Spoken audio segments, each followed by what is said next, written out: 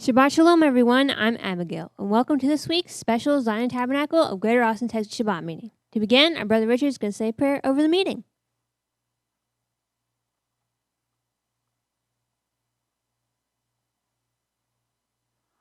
Holy Father, we thank you for hearing us in Yeshua's glorious name.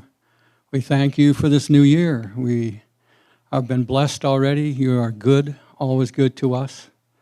Father, we always want to hear your voice and obey your word, your Torah. And you said you'd be faithful to reach those who you want on the earth. And we're looking to get a hold of your people, the ones that you call the remnant, and those that would be joined to us. So, Father, just help this meeting to go smoothly and for us to have the word of the hour in this season. In Yeshua's name, I thank you.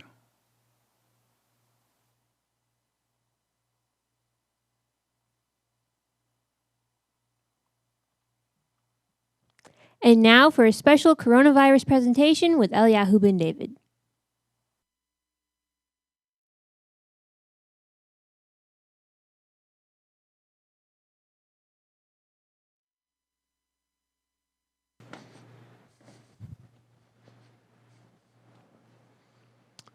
Hello, friends. It's great to have you with us this evening, and a special welcome to our many new friends who are with us on our video stream tonight.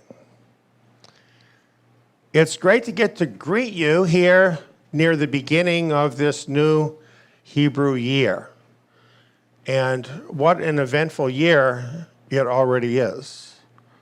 It seems that we're beginning this year in the midst of a bioweapon attack. And that's what we want to talk about, because that's what's on everybody's mind right now.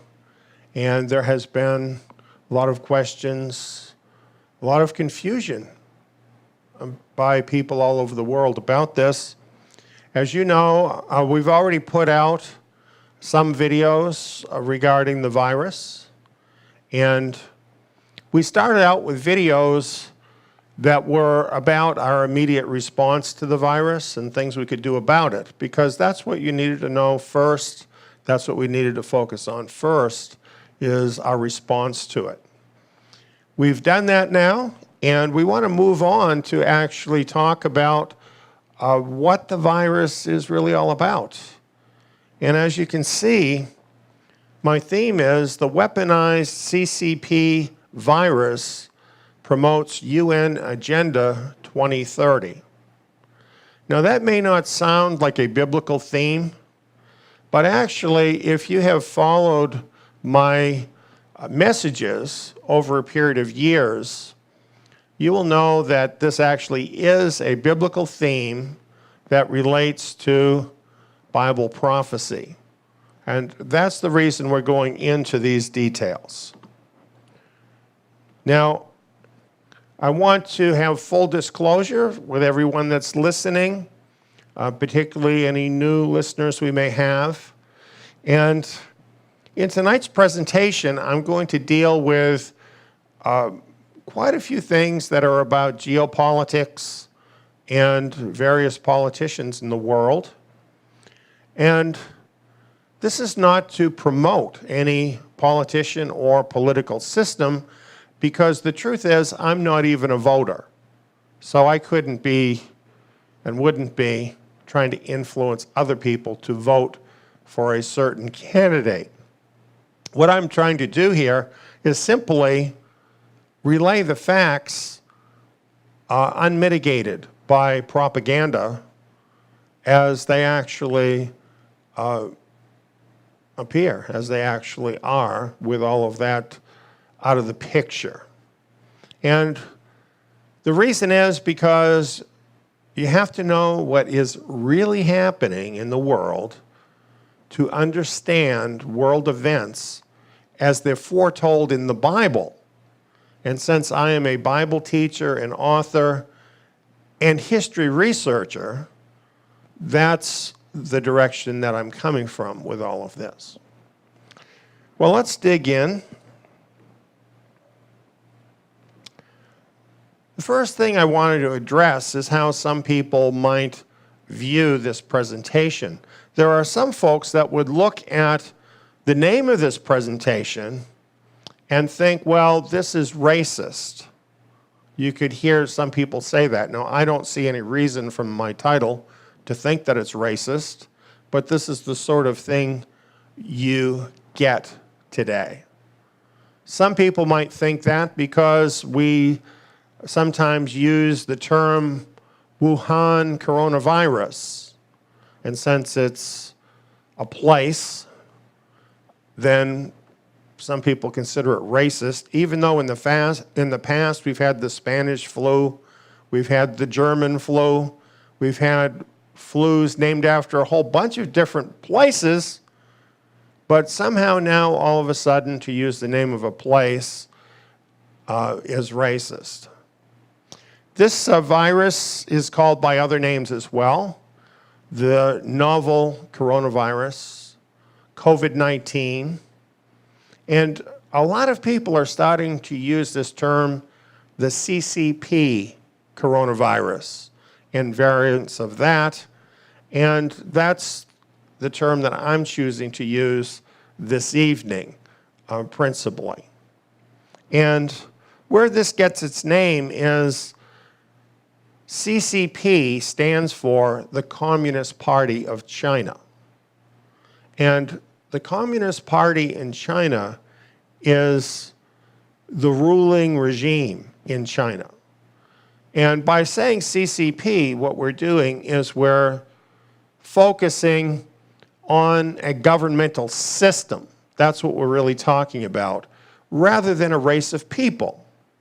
And really, the more you know about the CCP, the more you'll know the people who suffer most from the CCP are the Chinese people. And that's a fact. So it's really not racist to call it the CCP virus.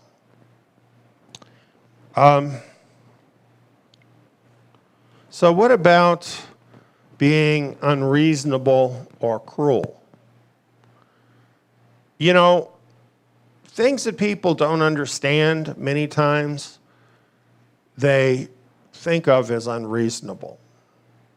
And I think as I explain this to you, you're going to see that to suspect the CCP of actually weaponizing this virus and putting it into use is not a conspiracy theory at all. It's very much in keeping with their goals and intentions. And I'm going to share that with you. And this is because the CCP military, which is just a subset of the CCP, has adopted a mode of warfare which has been articulated by its military officers, has been documented by their military officers as having absolutely no ethical limits. Now, let me explain that the CCP in the 20th century provably murdered somewhere between 1 million and 8 million of their own people in order to promote the goals of the CCP. And this is the same group today. This is the same government today that we're dealing with regarding the weaponization of the CCP virus. It's no different than they've been in the past. And this is how they view warfare. Absolutely everything is on the table. So when we talk about this, you know, like you and I, we would be shocked to think that a government might, say, infect their own people with a virus because they have a larger military purpose of infecting the rest of the world. And you might think, well, that has to be a conspiracy theory because nobody would ever do that. Well, the same people that might think that would think, well, no government would actually murder 8 million of their own people. these people did. They did that. When you're dealing with people like this, you're dealing with people that will do anything in order to promote their own purposes. So, while all of this is shocking, there's documented history about this, and personally, I've been warning about the dangers of the CCP since the around 2006, 2007 forward. So this was on my radar for quite a long time. And I talked about this in my radio programs on the road to Zion. What you see here is the fact that back in 2007, we had a program on unrestricted warfare. We even had a copy of this book, which you still can download from our website. And this book, called Unrestricted Warfare, was written by two senior colonels of the Chinese military. And it lays out their strategy for conducting warfare. And it's really quite, spine-tingling. They call it unrestricted warfare. The book sets out a strategy of warfare by which China and other technologically weaker countries may war against and overcome a technically superior force, namely the USA. And what this kind of war is about is to avoid overt live fire kind of situations. In other words, it doesn't look like a war because nobody's shooting each other. Instead, what it is what's called asymmetrical warfare. And it's pitting not just armies, but really entire civilizations against one another using absolutely everything. All kinds of various political influence, media influence, terrorists, economic influence, and many other things, actually absolutely anything to win the battle. And the stated purpose of the CCP is to rule the world. That's what this is all about for them. And when we look at this, what we see is that this unrestricted warfare actually kind of goes together a lot with what the scriptures tell us would happen in the last days. And it therefore fulfills Bible prophecy. So back when I was sharing this, back in 2007 and onward, it was to let people know that the CCP was going to be playing a much greater role in the last days. Here we have a list of some of the various ways in which unrestricted warfare is waged. And as you can see, it does include military, but also other things. And it is called anything warfare, no rules. And of course, the biggest thing about this kind of warfare is you deny everything. The whole purpose is to wage the war without anybody identifying that you're actually waging a war. So it involves lying, deception, and denial. That's why you'll never find any documentation where the people who are perpetrating the war are going to tell you they're doing it. You have to understand what's going on from the effects of the war. But the fact that they told us that they're using this strategy means when you see these methods working, even though they deny them, it's still what they're doing.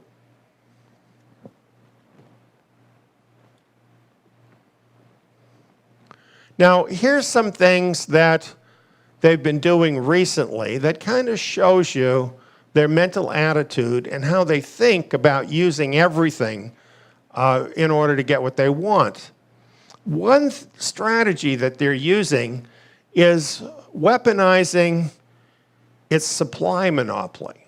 You see, over the past few decades, what China has been doing is deliberately developing monopolies over certain products and over certain resources so that they can control them and use them as a weapon to coerce and control the rest of the world.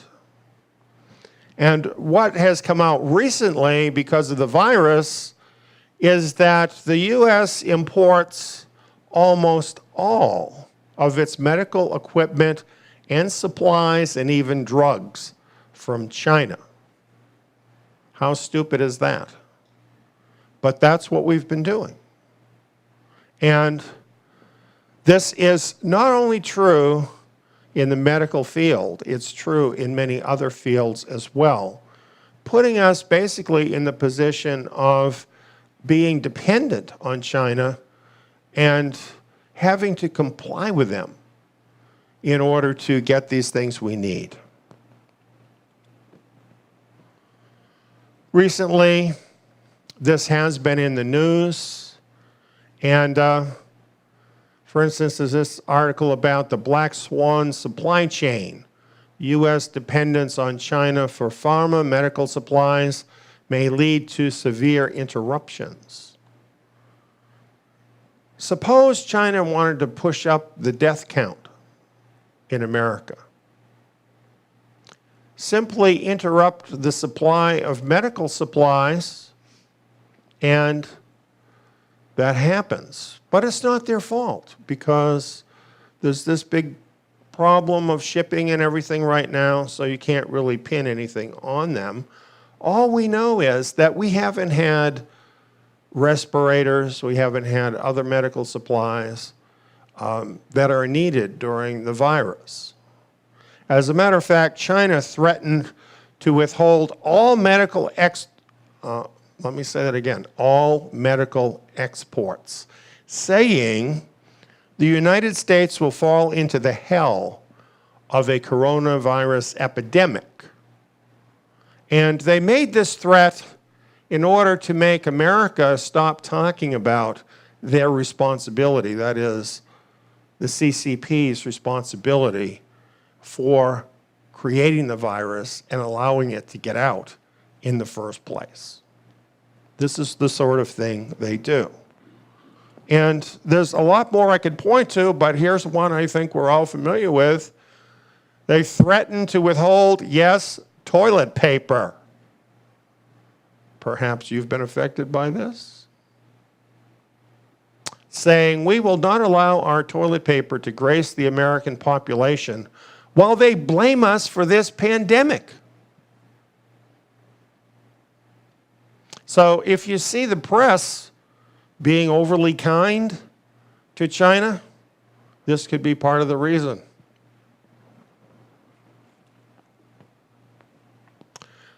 Sadly, even the U.S. military is dependent on the CCP. Now, what kind of deal is this when the military of a country is dependent on their enemy? Can I buy some bullets for you so I can shoot you? Here's how. China has a near monopoly on what's called rare earths. These are very rare minerals that are used in high-tech devices, which are absolutely necessary to a modern military. And in our military, we need these rare earths in order to produce this high-tech stuff. So, you might think, like if you're an American, you might think, well, our country's really strong. We have all of these satellites. We have all of this military hardware. Well, what if we can't get the rare earth minerals we need to make those things work? Then where are we at?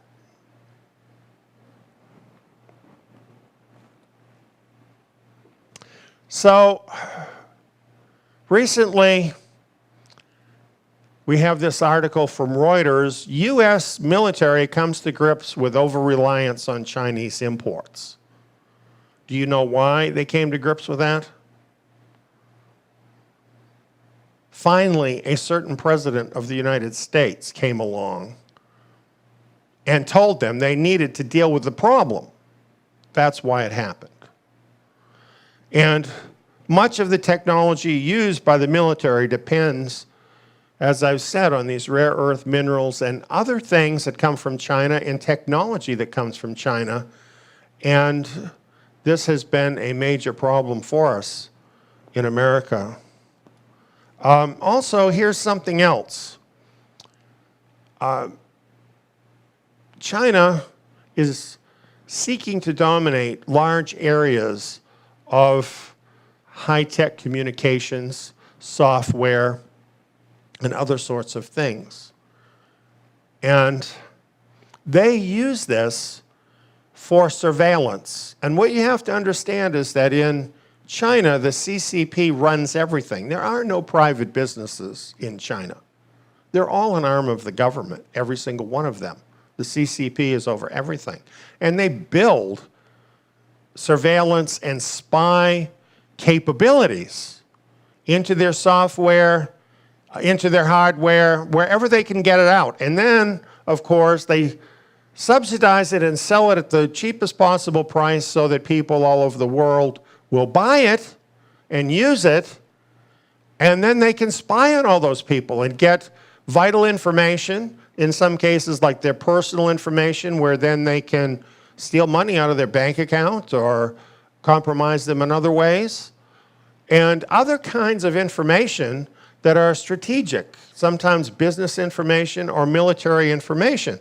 Well, the military recently grappled with the problem with this software called TikTok, which is a social media platform.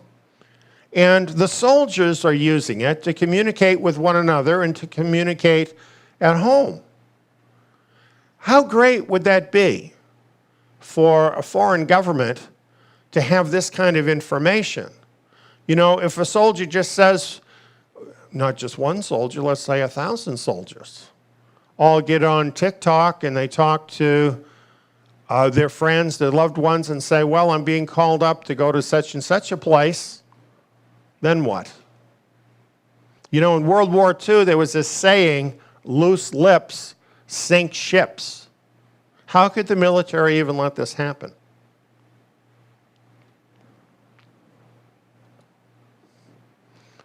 And then we have the problem of hacking, CCP cyber hacking. And you would think there was enough trouble for people right now dealing with the virus, right? But no, this is a perfect time for their hackers to massively hack computers around the world because people are distracted by dealing with the virus problem. Here's an article about it. Chinese hackers weaponize coronavirus data for new cyber attack.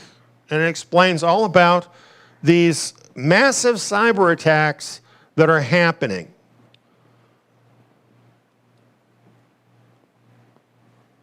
Here's another article. Coronavirus triggers worldwide cyber attacks. I know of what I speak. This is a record from our server. We became aware of these coronavirus 19 cyber attacks on March 19th, and we recorded the record. On that day, our server logged over 110 million cyber attacks in one day on our server. We're not talking about a bank. We're not talking about some high-level target, like a military target or something. Our server, over 110 million attacks in one day, all trying to break into our system, trying to break down our system, trying to steal any possible data they can get. Multiply that by how many other computers? Who knows? And it gives you an idea of the scope of this. Just when you look at the numbers, you know this isn't individuals. You can't get some high school kid sitting down at his computer in his room doing 110 million cyber attacks on our server. That's obviously a big player, a state player doing that.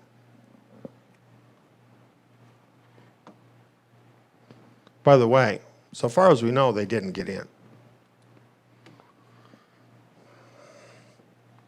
So when we look at all of this, and this is all part and much more of unrestricted warfare that they have been waging for years.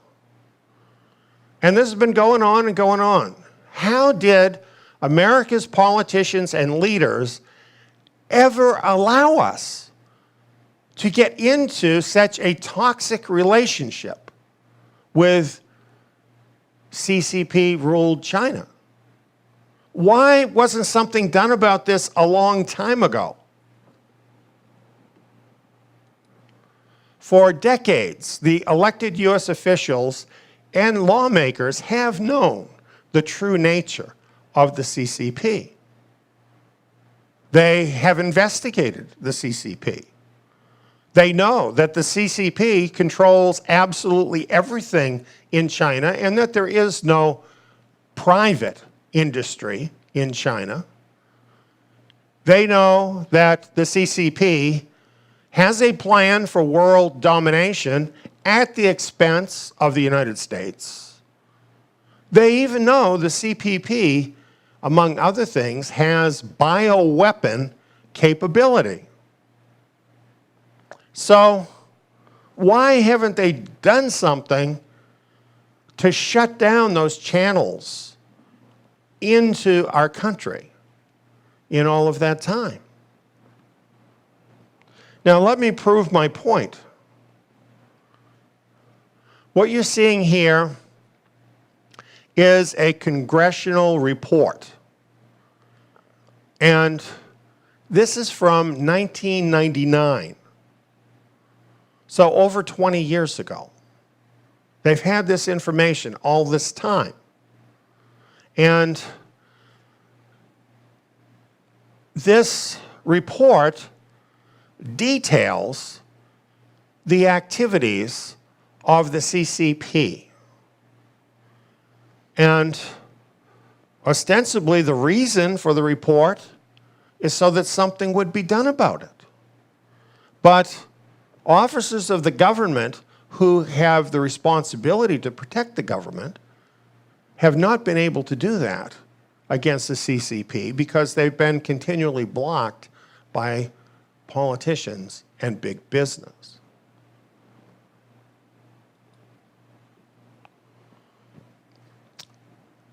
This documentation is available from the Government Publishing Office, and this is where I got it. And what you see here is part of the table of contents. The part that details some of the capabilities of the CCP. And in this list, I found it interesting that the first thing in the list is biological warfare.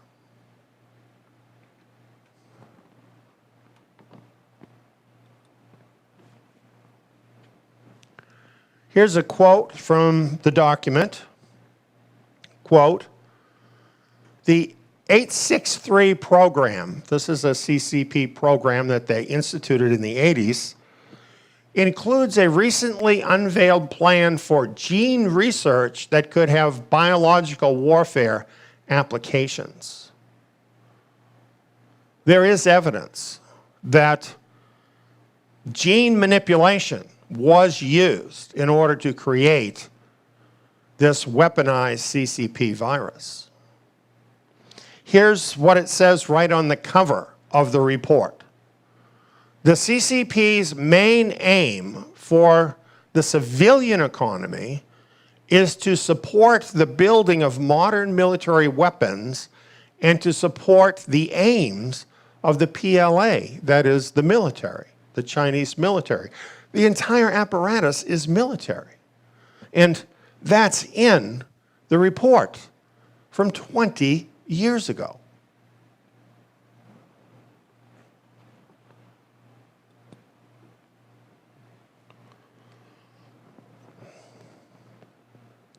In the report, they state, after their total investigation of this, that the CCP is the one bureaucracy ruling over everything. They have total control. And they are the source of all military goals and operations. So you see, you have the same people that are controlling their government and the civil aspect of their government, and foreign policy, commerce, all of it, using all of it for military purposes to bring about their goals. And for them, everything is military. So their entire society has been molded as a weapon against the West.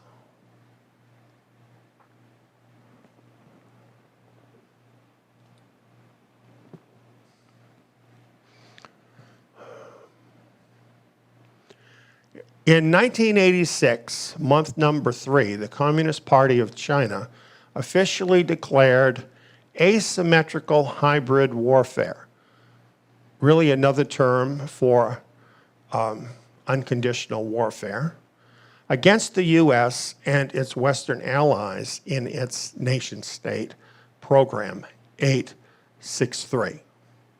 So realize this is not just a fanatical dream of a few of the officials of the CCP. This is an official program that they've been working all of this time. It goes on to say, this strategy commits all of China with its strict communist military rule to engage in any and all methods to become on par with, surpass, and dominate the West at any and all cost. Again, this is a government document that's saying this.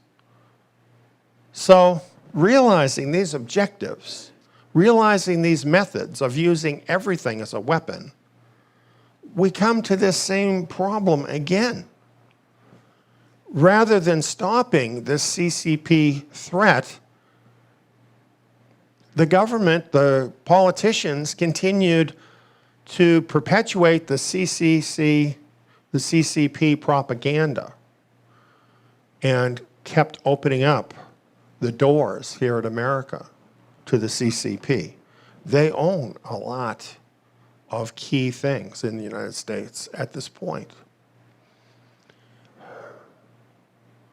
Summing up here, it says, over the past 30 years, the U.S. government and private sector have advanced a policy of full cooperation, including substantial financial and technological investment in China, fostering the belief that the CCP were moving towards a more democratic free market society, while the CCP used lies, misdirection, and deception.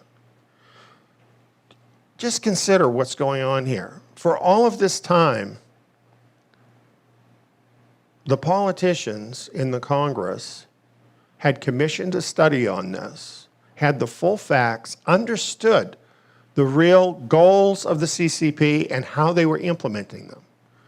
and yet presented to the American people the idea that if we open ourselves up to China, then they'll become nice to us and play nice with America.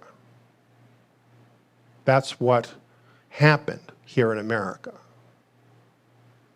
And this strategy is rooted in unrestricted warfare, that is, war without rules. Some of you might remember the Bill Clinton Asiagate scandal.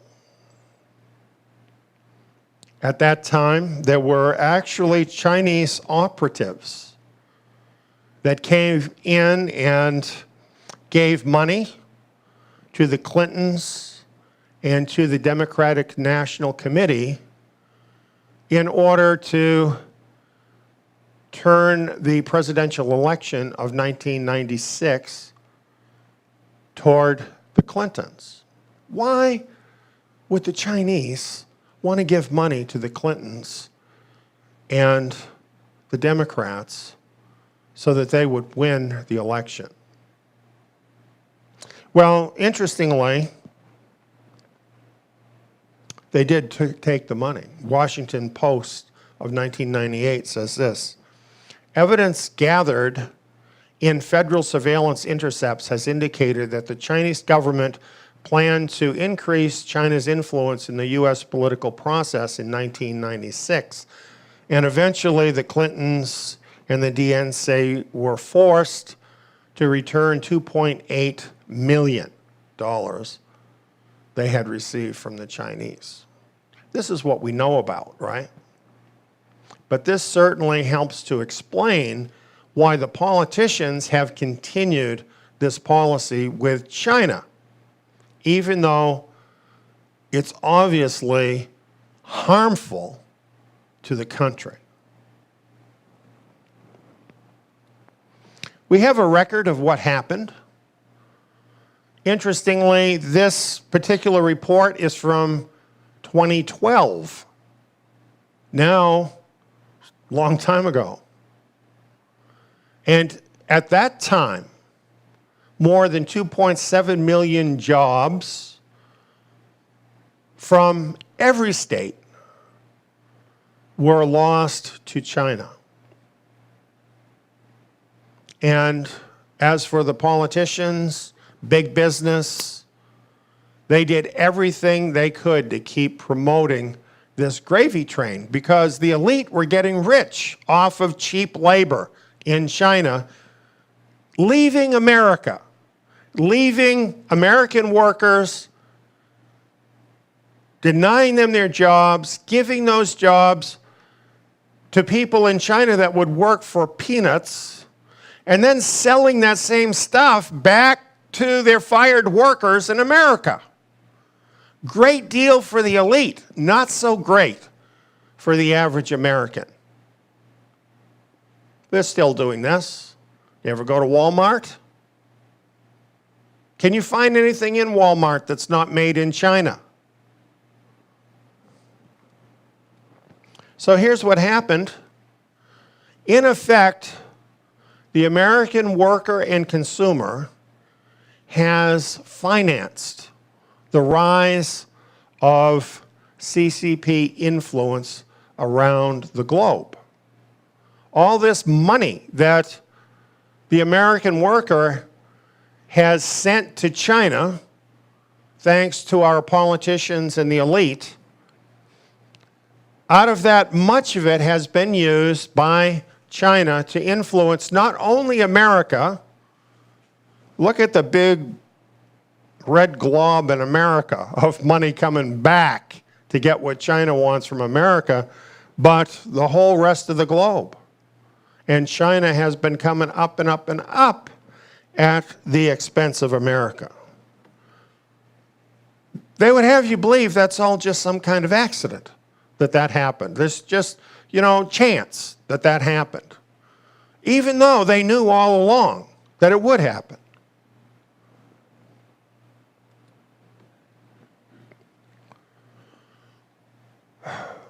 the truth is, the globalists have been partnering with useful idiot politicians and the CCP to systematically destroy the American power bloc. That's what they've been doing.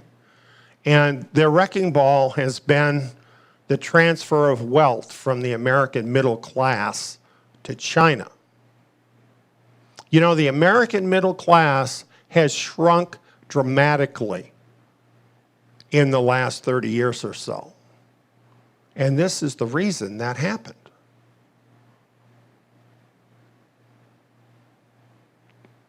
And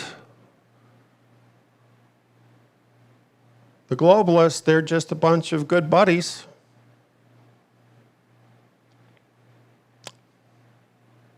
You know, they might be Democrats, they might be Republicans, but neither of those titles matter. They're globalists, and that's what matters. And they've been destroying America.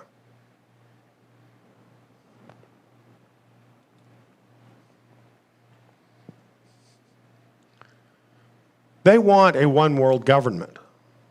That's what they're going for. But they know that only constitutional America, now by that I mean America as originally envisioned in the Constitution of the United States, only an America like that has the influence around the world to block their planned one-world government. That America was founded on a belief in God, a belief not in human rights, in God-given rights, that the government has no right to interfere with. That's the law of constitutional America. And that stands in stark contrast with a world government that essentially is tyrannical, where you are told what you must believe, you are told what you must do, and you are forced to do it or bear the consequences. Human rights are no rights at all if they can be given and taken by a government body. That's why the constitutional USA and her partners around the world have been systematically undermined from within for years. Yes, there is a battle going on, and it goes right down the middle of America and other countries around the world. It's no more one nation under God. It is a divided country. And civil war is already with us. It's been with us for a long time. The bad guys have been winning for a long time.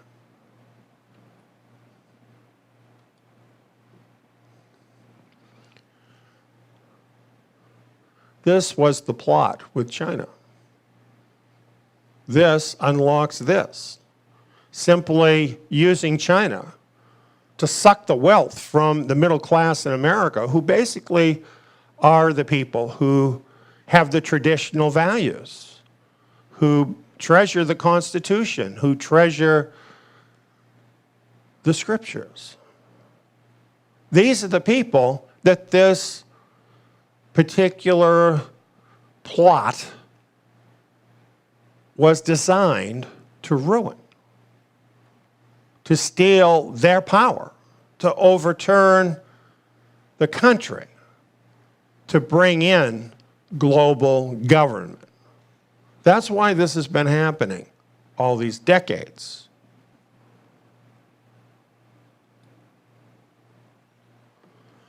And the thing is, for a long time, it was all going perfectly. By the time we got to the Obama administration, what were we hearing? Oh, those jobs are never going to come back. The world has changed now. We have to accept our new place in the world. You have to accept that you're going to be poor and not have anything. They thought they pretty much had won. So they were so confident, in fact, that in September of 2015, they sponsored a meeting at the United Nations where what is called a universal agenda for humanity was launched, called the 2030 Agenda. Do you remember that? Do you remember the Pope visiting America? Very big deal. He went to the UN and spoke at the UN, endorsing the 2030 Agenda. All the nations of the UN, which are essentially all the nations of the world, signed on to the plan, ratifying the 2030 Agenda, ratifying, in effect, a global government over the world. Before it happened that year, I explained that it was going to happen and the significance of it in this seminar called Beasts of Daniel Surfacing. It was a free seminar that we offered at that time. And many people watched it at that time. You can still watch it free at our website. So, you know, when you explain things like this to people, they think, oh, the UN is nothing. That's what they think. The UN is just an organization that tries to help people everywhere. That's what they want you to think. The truth is about the UN, this is what history will show you, that the planning of the UN can be traced back to a secret steering committee of a group who are known to be globalists. That is the Council on Foreign Relations, sometimes just called the CFR. And the fact is, the UN was created as an instrument that could be used to establish a global world government under the control of these globalists, this cabal of globalist elite. That's how it all started. And they have a number of different organizations, which by now you've probably heard of many of them. The United Nations is the most public thing. The Council of Foreign Relations is over it all. The Trilateral Commission you've probably heard of. Royal Institute of International Affairs. These are all kind of like think tanks and work groups of the elite. The Club of Rome and the Bilderberg Group, where all of the elite get together every year in this big secret meeting. It's the globalists. It's the globalists that invented the UN, not for all of the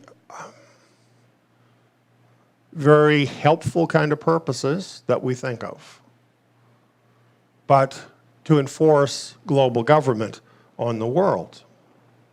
In 2030, we became aware of the goals of the 2030 Agenda, sometimes called the Sustainable Development Goals.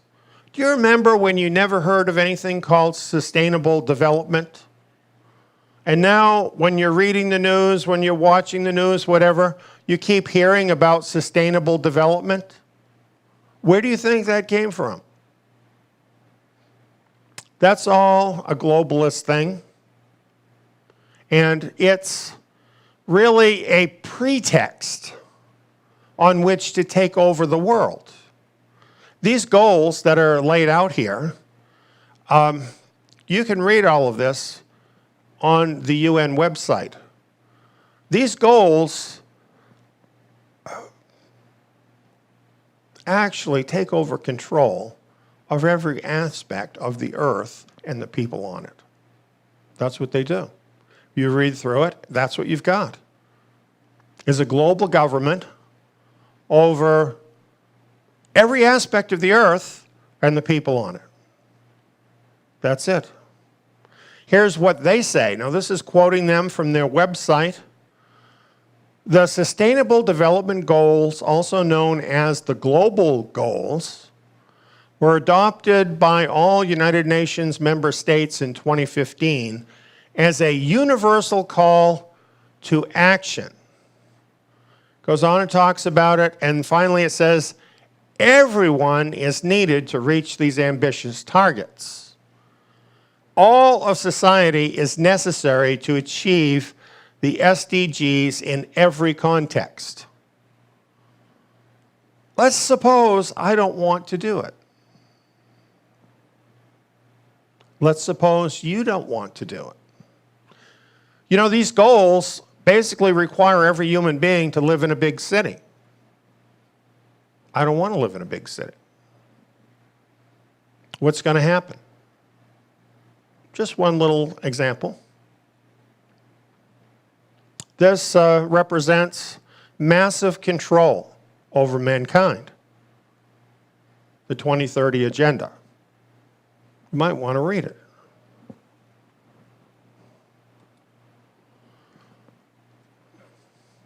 Here's a DVD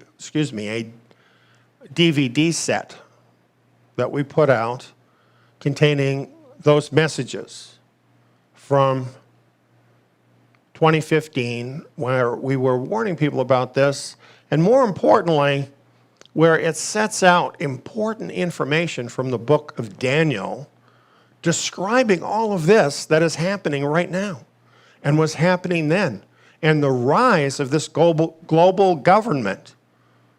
It was a historic thing, you know, when all of the nations of the world signed on to this. This was huge.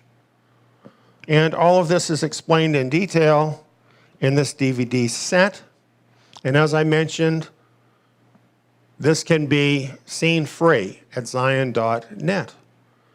And if you watched it in 2015, maybe you should come back and watch it again in view of the things that have happened since then. Because in only 5 years, the world has changed dramatically. And so many of the goals of Agenda 2030 have moved forward in a really an amazing way.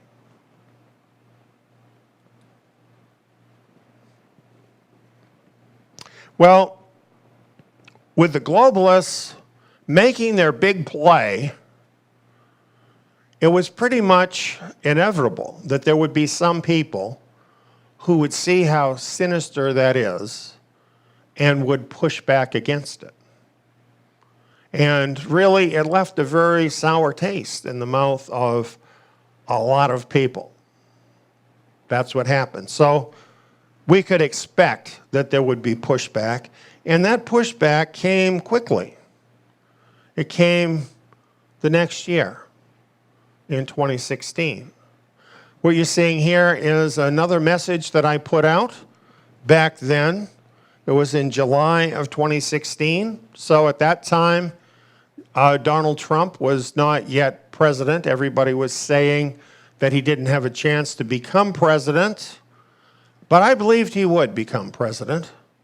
And I wrote about it because he represented that pushback.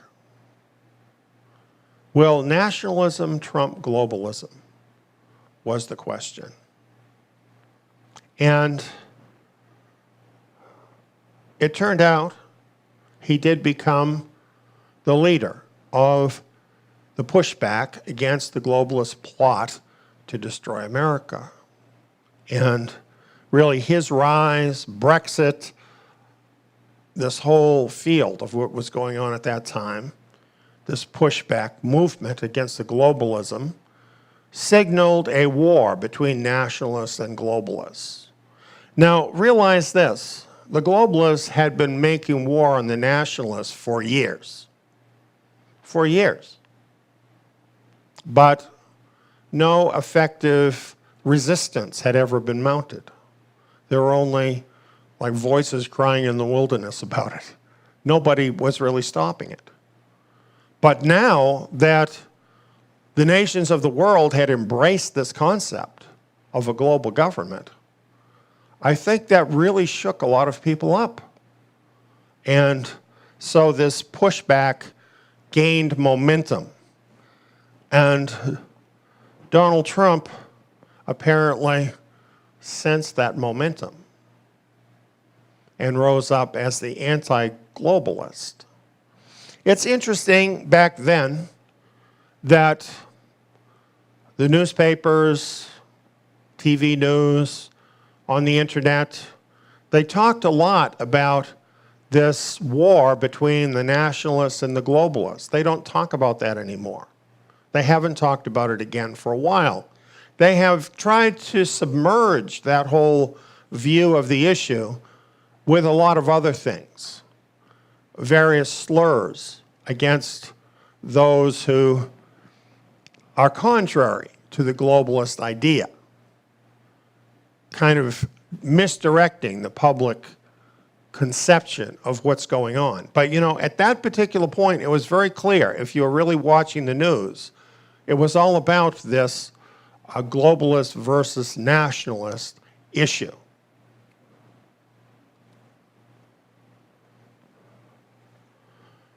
I thought this was an interesting article from 2017. Top CFR globalist warns UN will get hammered by Trump. Now they were worried because now they had a credible threat to their plan. And they sensed that Trump was going to go right for the jugular. And you know what? He did. Here's an article, Trump blocks UN. This was just one thing. He did a lot more in the UN. And here he is at a United Nations Security Council briefing. He knew what they were doing. But while Trump was doing that, and I'm not going to repeat all that stuff you already know that you lived through, while Trump was blocking the UN, what was China doing in the UN? You know, a lot of us in America don't know that. We don't know what China was doing. And you might want to know.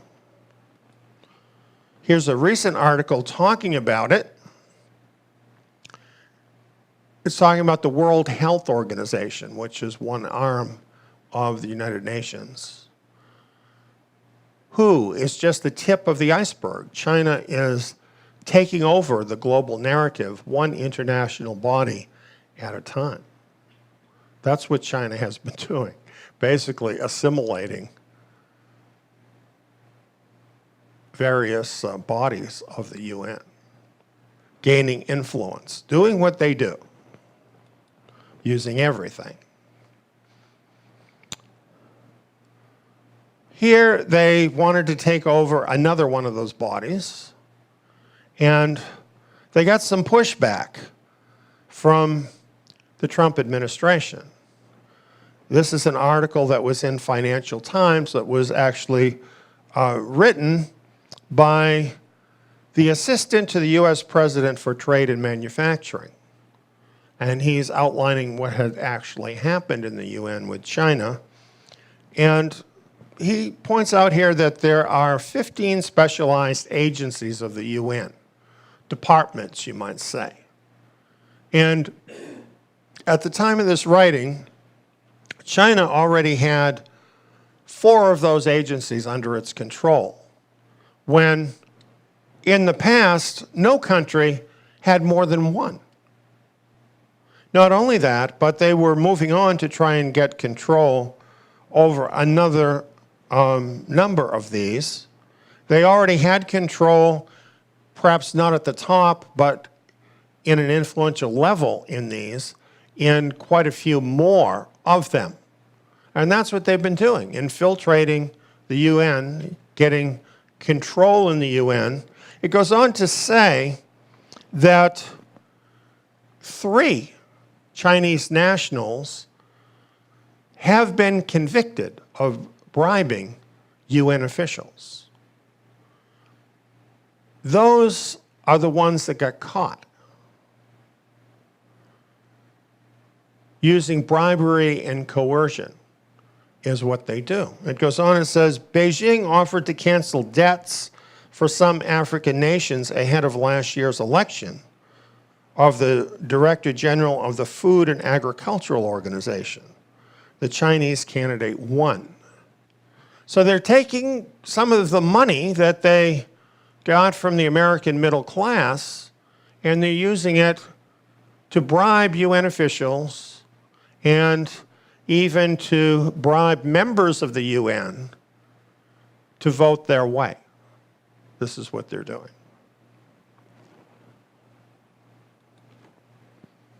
So they're getting a lot of good press from the UN. Here, for instance, is one article saying 5 reasons why China is the world's sustainable development superpower. See the buzzword, sustainable development, the 2030 agenda? Well, China is the sustainable development superpower, even though China is the biggest polluter on planet Earth.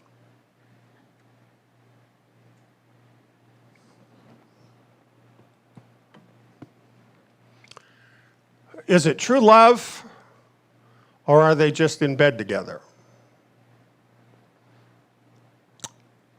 We have this old quote from Sun Tzu in The Art of War. The enemy of my enemy is my friend. So we have this unholy alliance that is formed between the CCP and the UN. Birds of a feather flock together, right?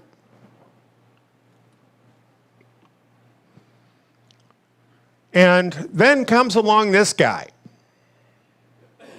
Their love affair was just budding, and Donald Trump came along.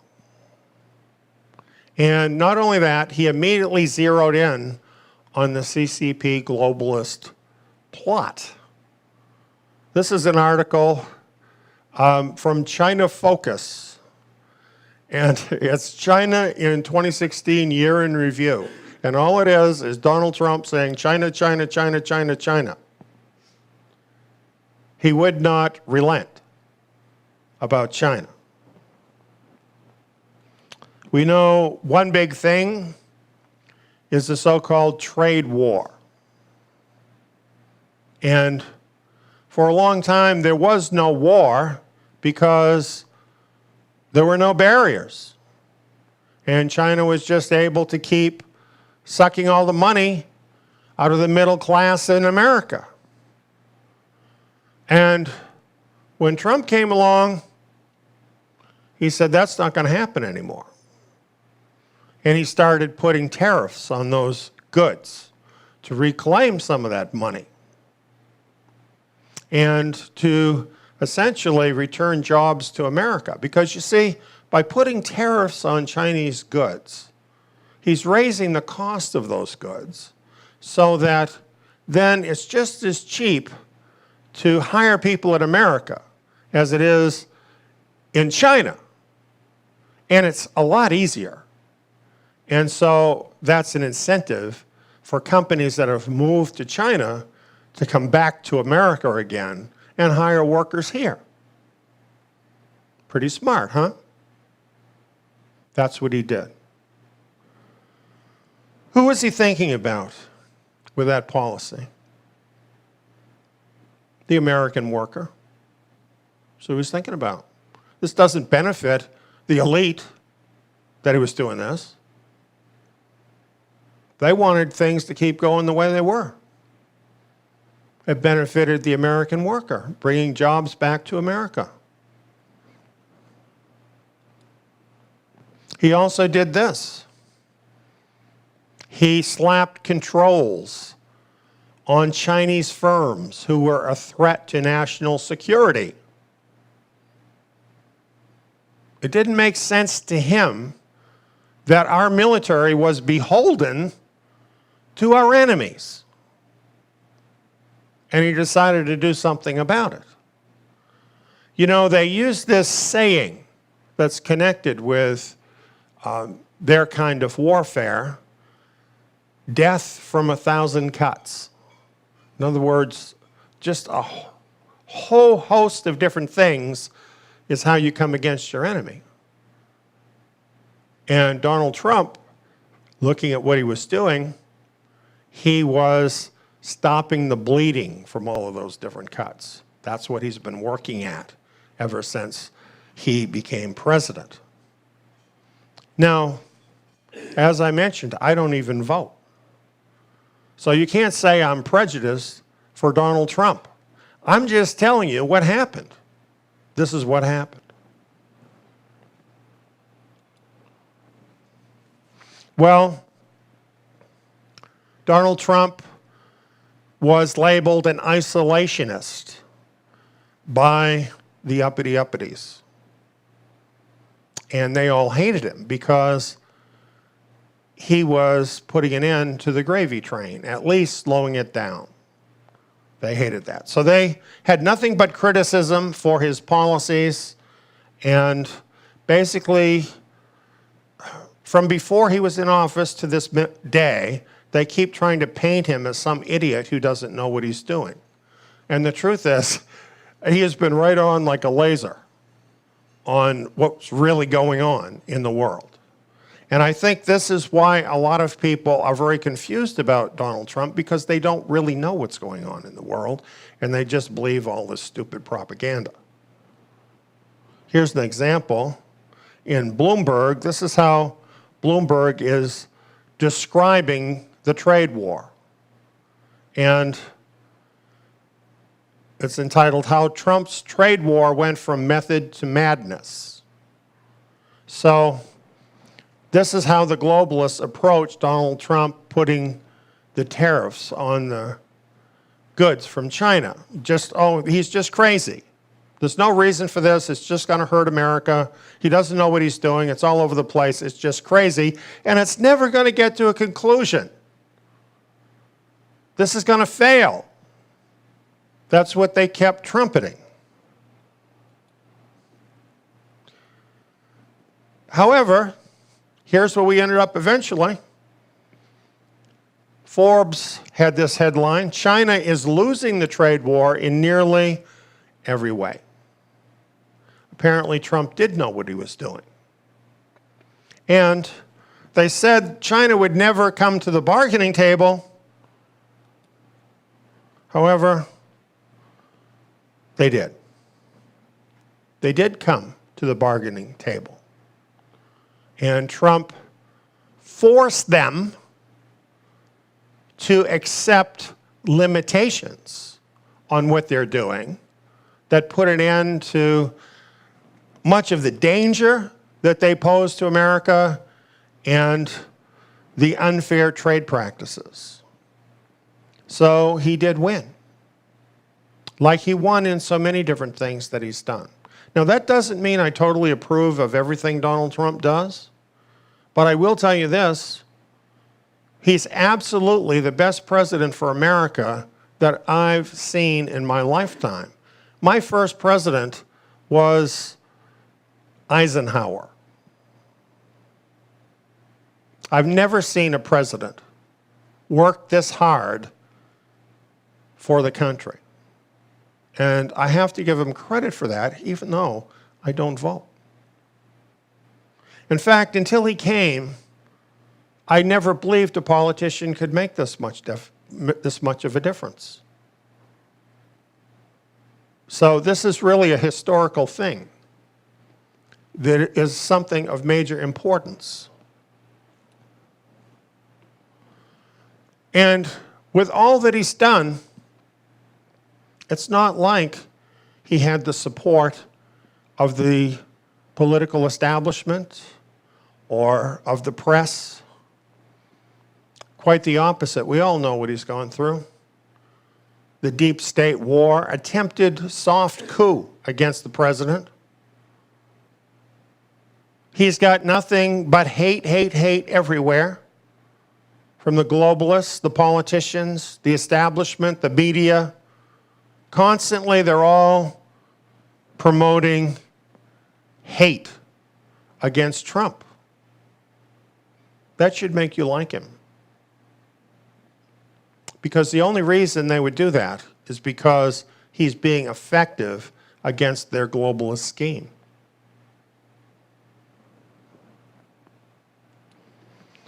Keep this in mind.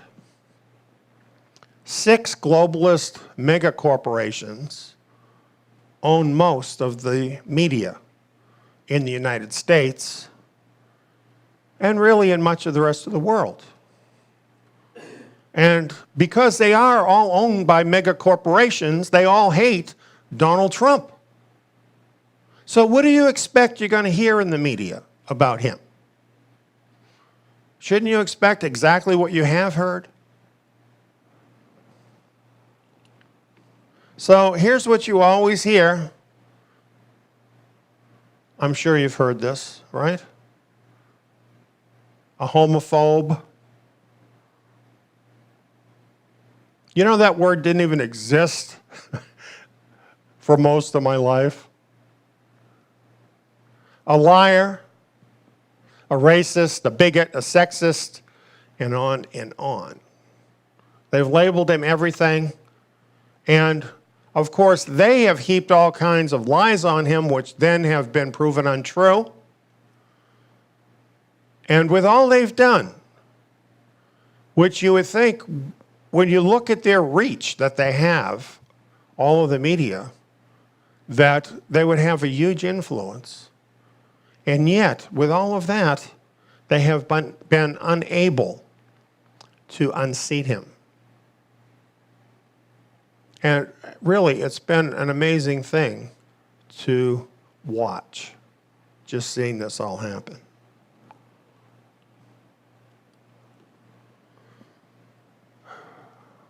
The people want to re-elect him, but the globalists and CCP want him out.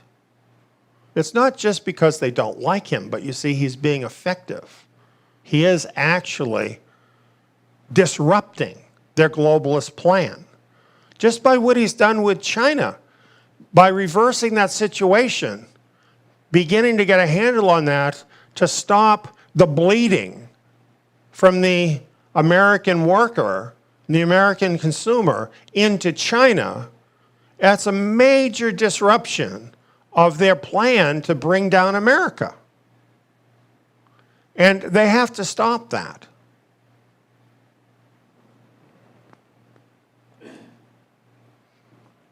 The problem they have, though, in stopping it, is that Trump's record is too good. In a whole host of areas, particularly having to do with the economy, his performance has been record-breaking in every way. Record-breaking. And not only with white people, let me say that. White people, because they constantly accuse him of being a white supremacist. And yet, no president has brought more jobs to people of color than Donald Trump. As a matter of fact, he has made a point of doing that, of raising up the people in the poorest areas. He gets on the phone and he talks with businesses and says, hey, why don't you move a factory there? Those people really need jobs there. Be a good American. And some of them do it. He does it all the time, every day. This is what he's done. How are they going to overturn a person like that when there are a lot of individual people that really owe a lot to what this man has done for their life? So they have a real problem, and they have already tried everything. They have thrown everything they've got in a conventional sense against this guy. And Here he is coming up for election, and they've got nothing. What they know is that to destroy him, they have to destroy his record. If they can destroy his record, if they can wipe out his record, then they can get rid of him and get the plan back on the rails with one of their guys running the country, who can then reverse everything that Donald Trump has done. That's basically what they must do to get their plan totally back on the rails.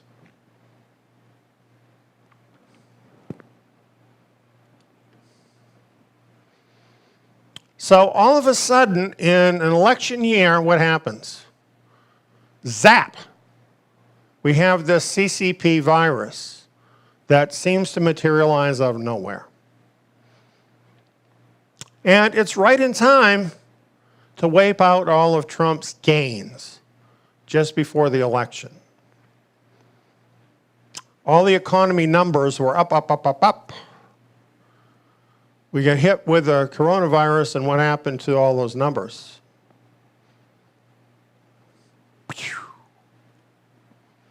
People are worried. People are not happy. What are you seeing in the news about Trump? Oh, what an awful guy he is. Not doing the right thing, not taking care of America, not dealing with the CCP virus. How are we going to feel if this virus goes on till June and people still aren't working? What is going to happen to the economy then? Doesn't it seem like the perfect weapon in order to turn this thing around? A counterattack of the globalists against the counterattack of the anti-globalists. That's what it is. This is the war. This is the chessboard. This is what's happening.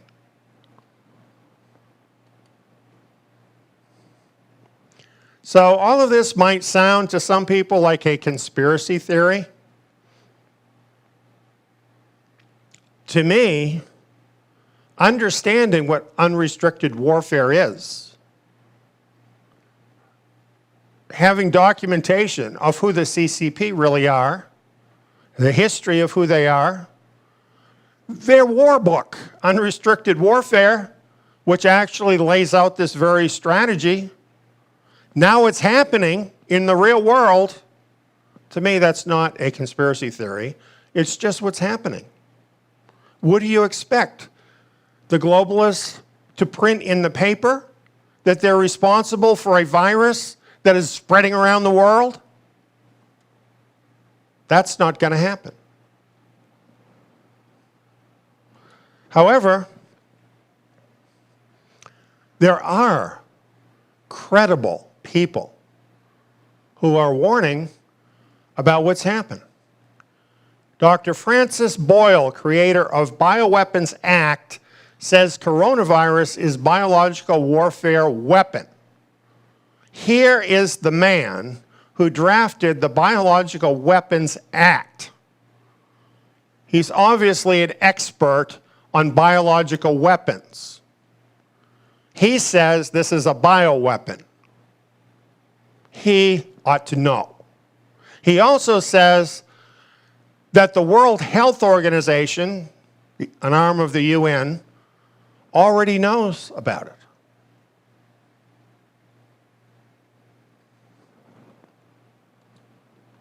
Here's his video on YouTube.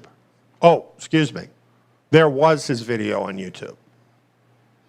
Here he is, a credible expert in the field of bioweapon technology, and he's being denied a voice to tell the world about what's really happening. Should that alone not tell you, you should listen to this guy? He knows. He's telling you the truth. That's why they have to take it down. Apparently, it's against YouTube's terms to tell the truth.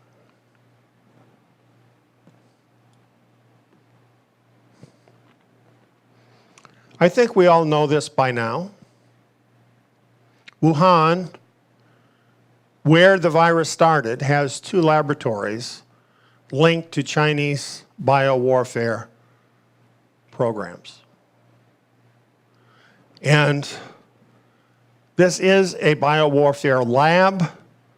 It's located in the very city of Wuhan where the virus happened. Yet, what they want us to believe is that that's just a coincidence. This virus, which has very unusual properties compared with everything else, just came from some animals over in this wet market thing, close, 20 minutes away from the biolab. It's just a coincidence, they say. Or is it a part of an unrestricted warfare scheme? That's what makes more sense to me. Senator Tom Cotton says it's a bioweapon. I'm thinking a senator has more information about this than you and I.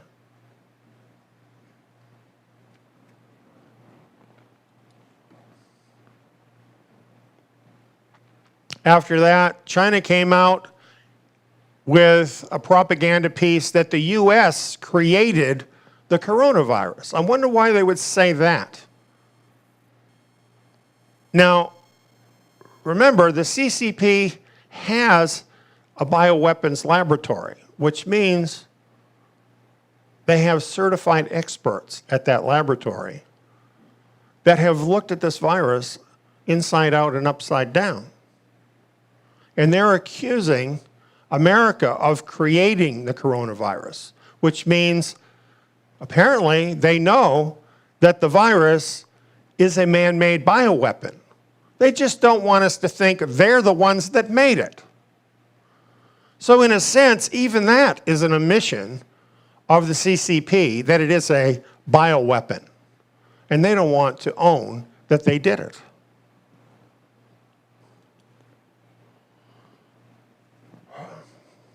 Then we have the WHO, World Health Organization. This particular article, China's shills at WHO served as propagandists for Beijing by repeating the lie that the coronavirus wasn't contagious. Little flashback on that. The virus first arose, some say as early as November, definitely in December. It was reported to the world by China, I believe, early in January. And at the time they said, don't worry, it's not contagious. And they sat on it. And they lied that it wasn't contagious. And they sat on it until after the Chinese New Year. And the Chinese New Year is the biggest migration of people in the world. 1 billion people migrate within and to and from China at Chinese New Year. So they held the news about this up until after Chinese New Year, and then all these people that went there to Wuhan went back all over the nation and all over the world. Then they told us that it was contagious and we had to do something about it. And the entire time that this was happening, they were in communication with the World Health Organization, one of the world's foremost authorities on contagious diseases. And they conferred with the contagious disease experts in China. When you think about this, it keeps getting worse.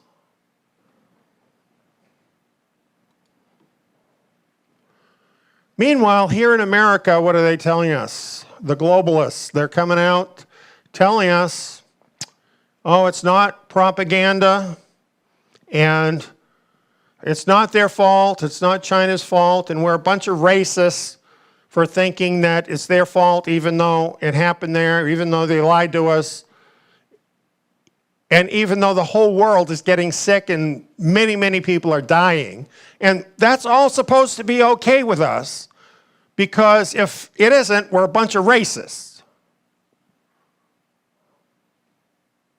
Here's the truth. Both the CCP and the UN experts have expert knowledge of viruses. They know what viruses do. They know how viruses spread. They know what contagion is all about.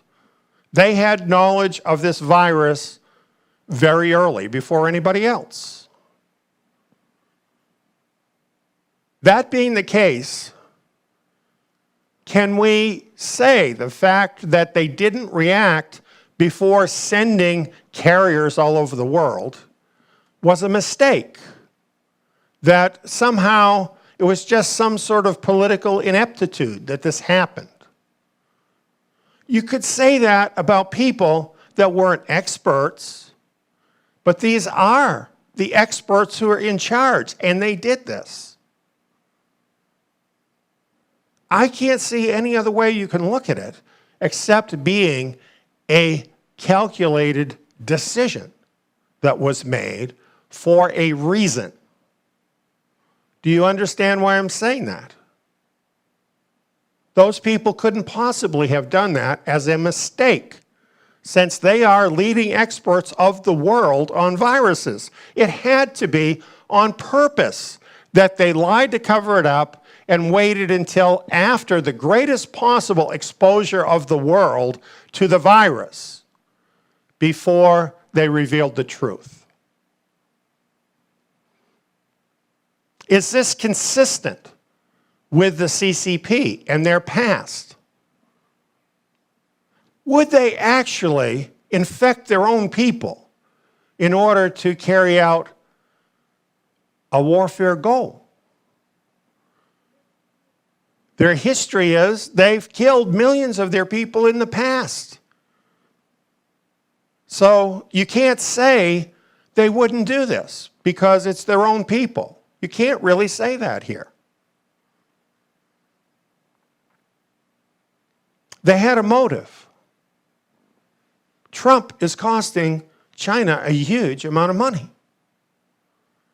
And he's interrupting their gravy train, and he's totally messing up the globalist plot to destroy America. Would it be worth it for them to do this, to bring him down and then to bring down all the rest of the nationalists that essentially are following behind him? You see, when you look at the whole plan from a warfare perspective, what else could it be? So New York Times, eat my shorts.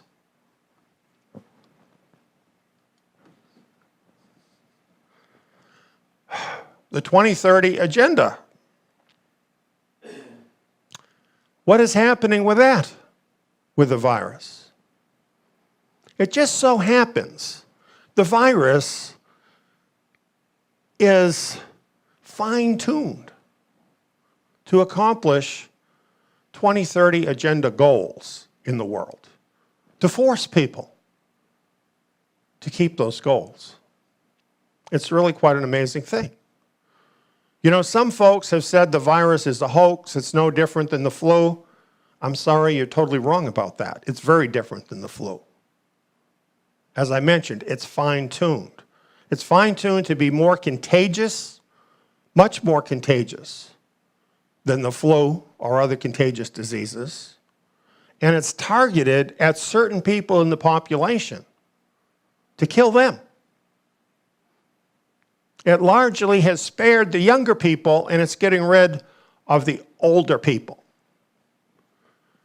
And that's exactly what the globalists want to accomplish. They want to change the demographic, essentially, that elected Trump and his is really forming the resistance in the rest of the world. You know those old people who are stupid and don't know anything? They're the ones they have to get rid of. Because unfortunately for them, they're not stupid and they do know a lot. They know what's happened in the world that the younger people don't know about and need to know about. So it can totally tip the balance in the globalist favor if they can kill off enough of the old people. And you know from the headlines, that's the target group, one of the main target groups of this virus. And many, many older people have been killed already.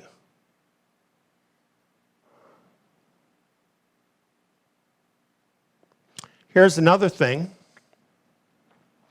Because of these unusual characteristics of this bioweapon, countries must quarantine in order to defeat the virus, and they must use what today they're calling social distancing, which is really a concept from the book of Leviticus 4,000 years ago, in order to protect the public. And so what they've done by creating this virus is they have forced the nationalists to become very authoritarian and to temporarily deny freedoms from the people in the public good. So what is going to happen with those people who normally would be against the globalists? Well, if they don't understand what's going on, they're then going to get angry at the government for bringing about these restrictions and essentially turn against the people who care about them and help the globalists and the CCP. I think that's pretty diabolically amazing as a war strategy. Then again, we have, for instance, here in America and other Western countries, the economic strength of these countries is grinding to a standstill with no end in sight.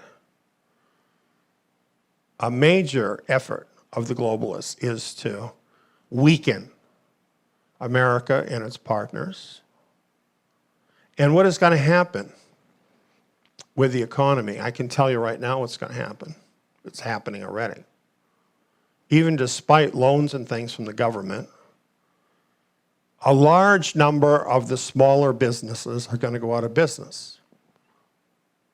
A lot of real estate owned by those businesses and by private individuals is going to be forfeited or bought at a very low price. Where is all that wealth going? Those businesses, that real estate, that money. It'll be the same thing that happened in 2008, right? The big globalist corporations will eat up all of that, take over more, and the banks will swallow up a great deal of it, along with the real estate. And it will make the elite more wealthy than they are, and it will drain the middle class more. That's just what they want. That's what they wanted. That's what they've been doing for years.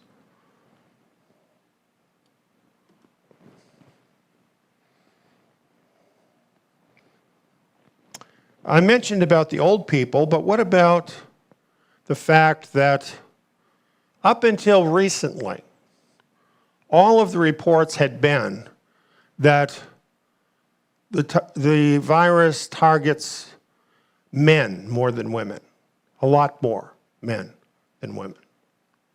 And that's interesting because there's more men that vote conservatively than women. All coincidences. All coincidences. That's what they want us to believe.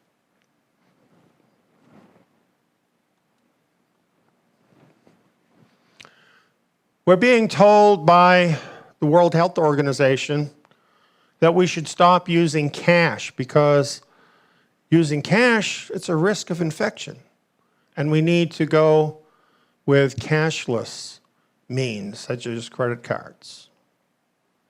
The 2030 Agenda wants to totally do away with cash. They want to form a cashless society. Do you know why?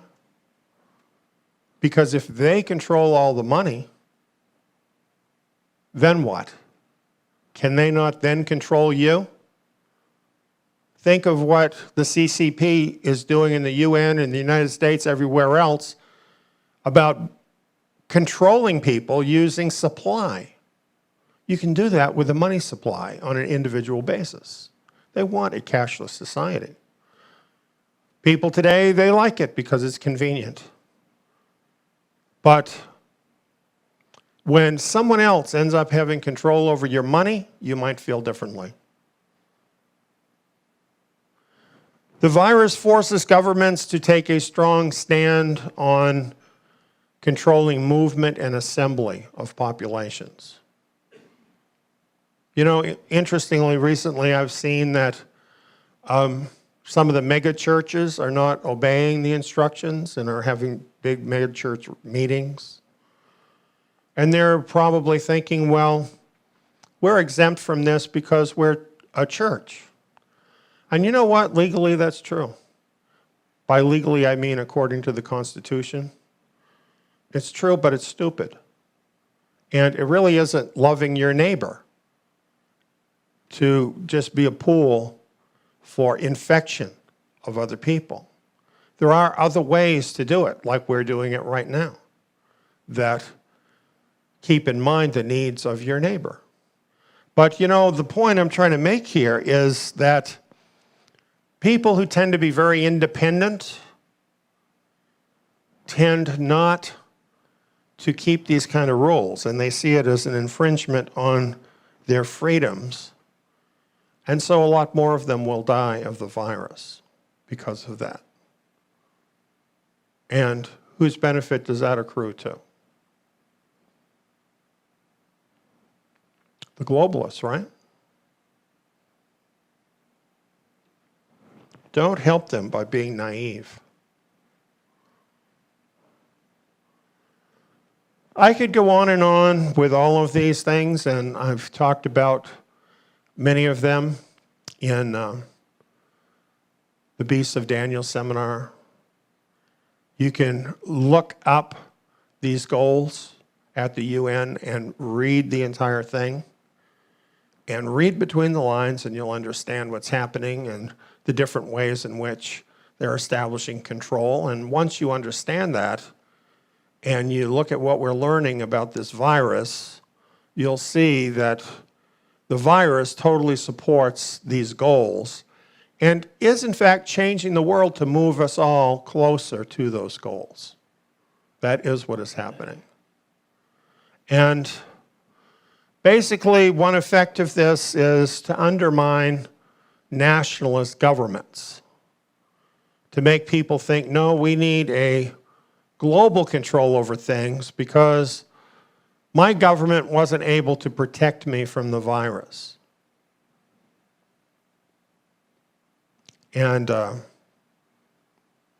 if you believe that, then what's going to happen is that you will, probably unknown to yourself, be helping the globalists with their propaganda and not helping yourself.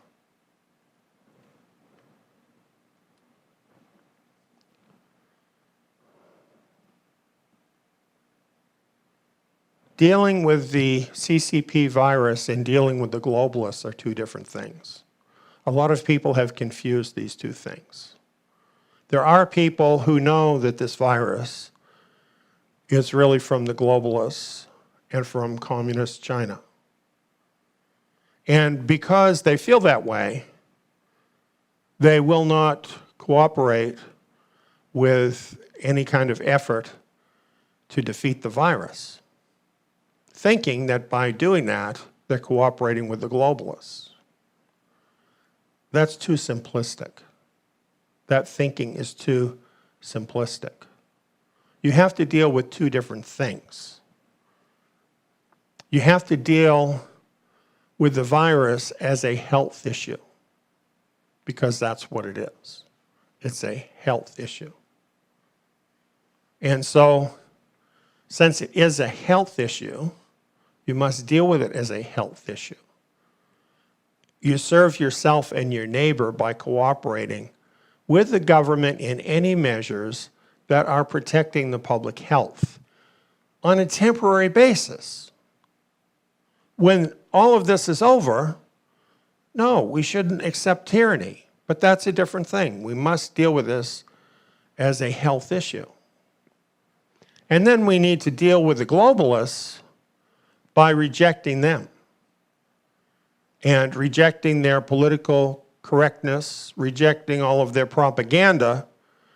Don't let them control our minds, and instead allow the scriptures to control our minds. That's where the truth is found. You know, what I'd say about this is, compare this to actual live fire warfare. Suppose your enemy is shooting bullets in your direction, and you're in the foxhole, and you see the bullets coming your way, and you say, well, I'm not going to cooperate with my enemy in this war, and those aren't real bullets. So I'm just going to get up out of this foxhole and not accept what the enemy is doing. What happens to you? You're going to be perforated. See, that's how you have to see this virus. These are the bullets coming at you. Get in the foxhole and live long enough to fight the battle. And allow your grandparents to live long enough to help you.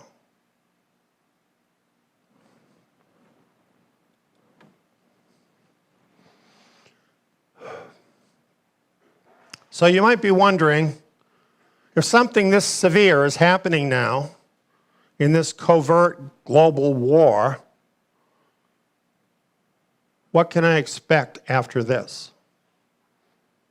One thing you can expect is that the life you knew before is never coming back. Things are changed. Remember, if you happened to be there back then when this happened, when 9/11 happened. After 9/11, everything changed. Do you remember that? Did it ever change back again? Remember the Patriot Act? Before the Patriot Act, you could go into a bank, open a bank account. They didn't even need your Social Security number. You could have privacy in your banking and a whole lot of other things. How long has that been since that happened? Since before 9/11. So many other things have continued, and they're never going back from 9/11. 2008, when the global financial crisis came. Did they ever go back? Did things ever go back? Did the economy ever go back? The middle class was hard hit by 2008, shrank dramatically as a result of 2008. And the people that lost their homes, lost their retirement, lost so much, nobody gave it back to them. That was gone forever.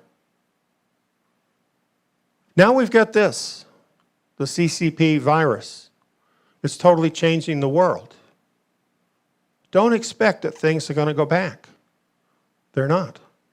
They might get more like they were than they are now for a little while, but it's not going back. And the truth is, we don't know exactly how this is going to change the world, but we do know it's going to bring us closer to the global government, because that's what it's designed to do. It's just one of a series of shocks that are planned for this war over about the next decade. So The thing is, some people are saying this is just some sort of an anomaly, and then when it's over, everything's going to be fine again. That's not what's going to happen. There are going to be a series of shocks, not all bioweapons.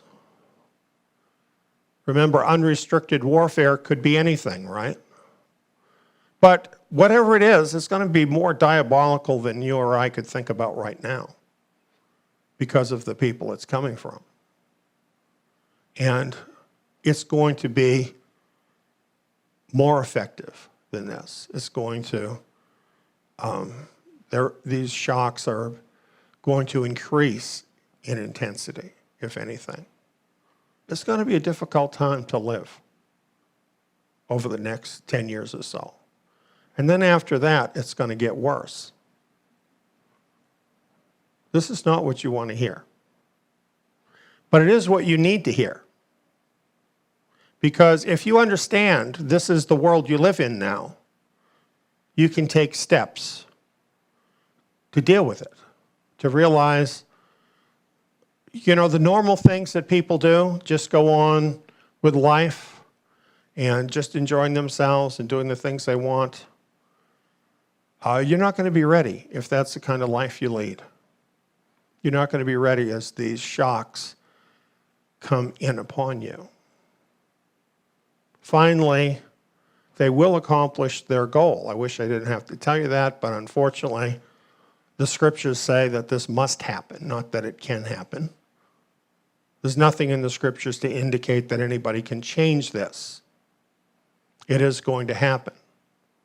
And the globalists will win, and there will be a one-world government. And when that happens, everybody's going to be cheering. They're going to think it's the greatest thing that ever happened, until it isn't. And then enslavement is going to fall upon mankind, and it's going to be the worst period of history ever. That's what's going to happen. There's only one place that you can get the help you need in order to deal with what's coming down the pike. And it's not any place on earth. Your Father in heaven knows all about this, prophesied about it in the scriptures, and is there to stand by those who will turn to him. And that's my best advice for everybody. That's the thing to do. Turn to him. And there's so much more I would like to tell you about this. And you need to understand these scriptures. That's why we did the Beast of Daniel seminar, and this information stands alone. You will not find this anywhere else in its entirety, and it's still the very best information you can find on this topic of the one world government as prophesied in the Bible. And this is being offered to you. The information that is in this 8 DVD set for a low price of $0.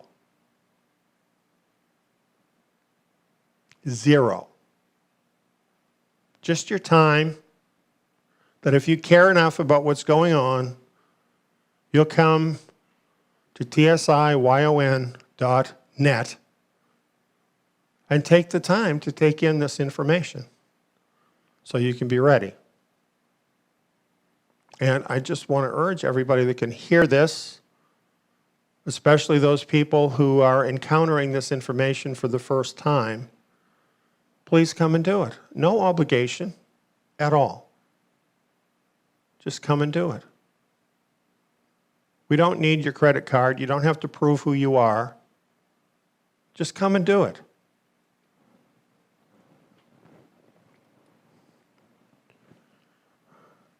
Here's a news report that I happened to come across today, just as I was finishing up these slides that I've been sharing with you.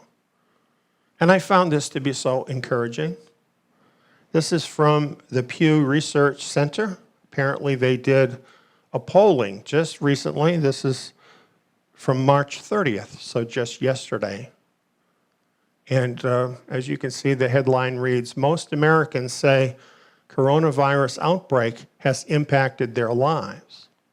Well, that's not the part that encouraged me. What I like is what it says in the smaller letters. More than half have prayed for an end to the virus's spread. More than half of Americans have been urged by this virus to get connected up with their Creator. Isn't that encouraging? That's what I would say to do about the virus. Use this as an opportunity to get connected up with your Creator. Spend some time in prayer.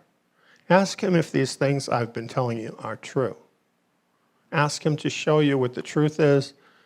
Ask Him to show you what He wants you to do with your life in these critical times. He has the answers. Go to Him and ask.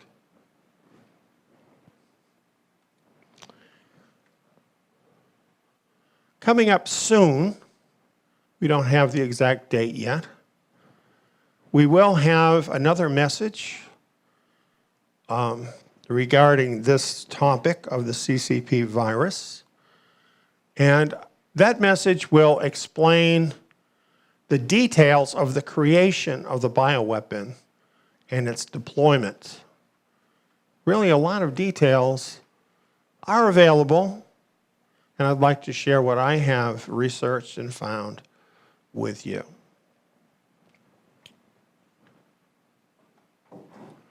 That's the Weaponized CCP Virus Promotes UN Agenda 2030. I'd like to pray with you now.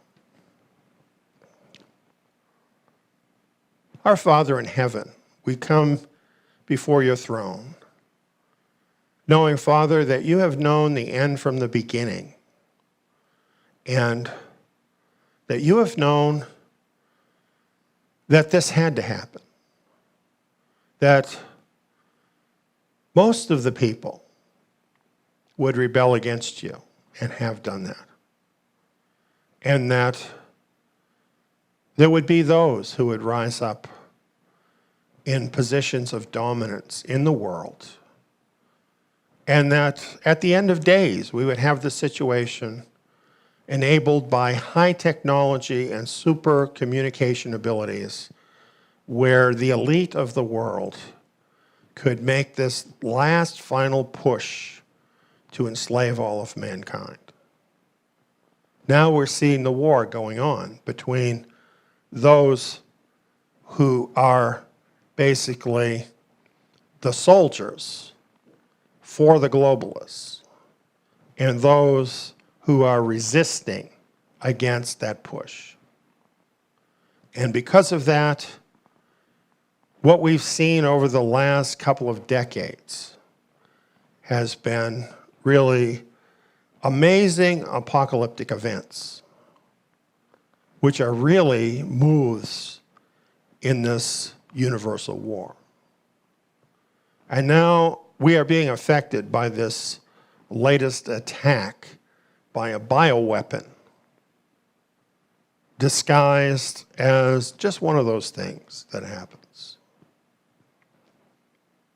Father, thank you for opening our eyes to the war that's really happening. Help us, Father, not to be afraid, not to be in confusion, to have your peace in our hearts, the peace that comes to those who know the truth. Father, I want to pray for the honest-hearted people that I was reading about tonight who have been reaching out to you in prayer because of this virus, wherever they may be. I pray, Father, for them, for the righteous, that you might reach back to them, that you might answer their prayers in your own wonderful supernatural way, that you will draw them closer, and that you will show them the direction that they need to go in order to make their way through these monumental events of these last few years that are left before the end of this world system we live in. Father, we thank you that you offer an amazing and wonderful hope at the end of all of this, the hope of your kingdom ruling over the earth. This is what, Father, we long for. I pray for your people, Father. I know that your word says he will be saved who endures to the end. Help us, Father, to endure to the end. In Yeshua's name, amen. Thank you all for being with us. And now I'm going to turn the meeting back to my daughter, Abigail.